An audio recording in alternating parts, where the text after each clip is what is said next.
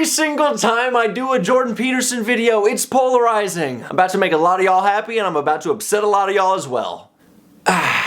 The beauty of the internet. Okay, so here's what honestly happened, dude. I reacted to the Jordan Peterson Kathy Newman interview. Yes, the So You're Saying, and it's like a 40-minute long reaction. I tried to upload it 6 different times today. Each time it got blocked worldwide. I was chopping up pieces of it, doing every trick in the book I know how to get around that, and it has just been blocked worldwide. So I will continue to try to get that video up. I disputed it. We'll see if YouTube lets me use it, but up till this point, didn't know what to do. So, next best thing, I wanted to stick with the topic of Jordan Peterson, and today, guys, we got the video, Jordan Peterson explains how Hitler was even more evil than you think. Let's dive in.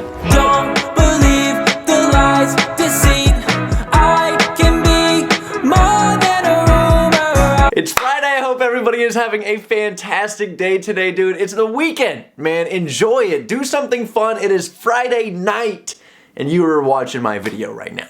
That's okay. It's the best way to start your night. So let's get it, man. Link to the original video will be down below in the description. Y'all make sure to check it out if you want to. Link to my Spotify playlist will be down below. And guys, I love you. Okay, don't forget it. Let's see what's going on, shall we?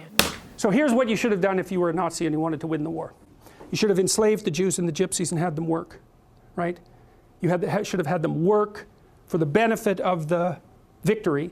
And then if you wanted to, you liquidate them afterwards. That's the logical thing to do if you want to win. And we assume that Hitler wanted to win. But that's not a very intelligent assumption. Why would you assume that?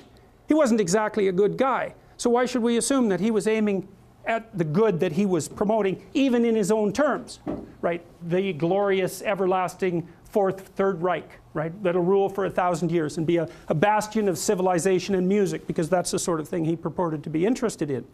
Well, so what do you do with the Jews and the Gypsies?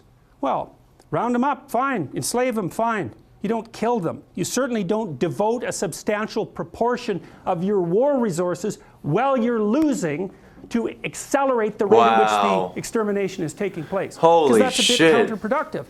Dude, holy shit. Literally, not even 59 seconds in, and the dude's absolutely blown my mind. This is the type of stuff that I need in my life because he's such an eloquent speaker. I want to speak like that. That sounds so cool. He says purport. It's dope.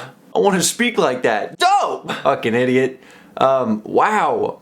Unless what you're aiming at is the maximum possible mayhem in the shortest period of time. Well, so what happened as the Germans started to lose the war? Did Hitler lose faith in his own ability? No, he believed that the Germans had betrayed him with weakness. And so he was perfectly willing to accelerate the rate at which Germany was losing the war. And so when Hitler and his minions had the choice, here's the choice. You can suspend your unnecessary demolition of people, win the damn war, and then pick it up afterwards. Or while you're losing, you can just accelerate the mayhem even though it's counterproductive. It's like, what'd they pick? Well, they picked accelerate the mayhem. Yeah. And so to me, there's an old psychoanalytic idea. I think this was derived by Jung. If you can't figure out what someone is doing or why, look at the outcome and infer the motivation.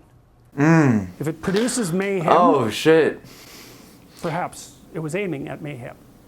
Now, you know, you have to use that. Ah! I bet you didn't expect that. Switch up the content in the middle of it for more retention. I'm a crazy man. Wow. Carefully. If someone's irritating you, you know, maybe it's because you're irritable and you should sort yourself out. But maybe it's because they're actually aiming at irritating you.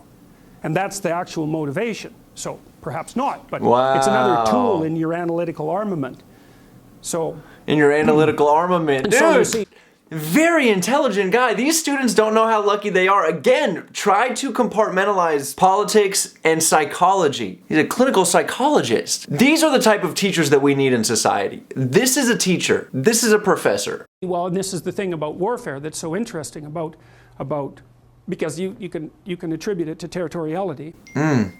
You can attribute it to a war for resources. That's what the, I would say, wretchedly simple-minded economists presume. People fight over scarce resources. It's like, hey, we're a little bit more sophisticated than that. And first of all, what resources are you talking about? The bloody Inuit had nothing. They lived perfectly well. What did they have? Snow and seal blubber. You know, people can live in unbelievably deprived conditions. And so the idea that there are natural resources that we fight over because there's a shortage of them is a pretty oversimplified view of human beings. Well, why do people fight? Oh, dude. You watch food porn? You ever seen food porn pictures? It's fantastic, and I bet it makes every chef just like, yes. And with Jordan Peterson, listening to him speak, it's just so good from an argument perspective. He's so good with words, it's made me lose mine. Well, maybe they fight sometimes for good reasons, but very, very frequently they fight for bad reasons. And those bad reasons are personal as well as sociocultural and economic. You know, if you were a Nazi prison guard, for example, whatever pathologies you were carrying around in your destructive little soul, whatever element of Cain was deeply embedded in you, had the opportunity to be manifest fully at every moment of your waking existence, right? You had these people who were completely beholden to you, with no rights whatsoever, to whom you could do whatever your evil little heart determined. You think, well, maybe that was a motivation for putting them there to begin with. And all the cover story about, well, we're trying to build the Third Reich, and we're trying to stabilize the state, and we're trying to do all these good things. Maybe that's just a cover story for the real motivation, which is nothing but what? The construction of death camps that killed 6 million people. How about that? And the obliteration of 120 million people on the planet, and the leaving of Europe in ruins. Maybe that was the motivation. Or are we going to attribute to Hitler the highest possible motives? Say, no, it's an archetypal manifestation of Cain. Now, he's going to put up a front that says, well, I'm your savior. It's like, well, destructive people think that Cain is their savior.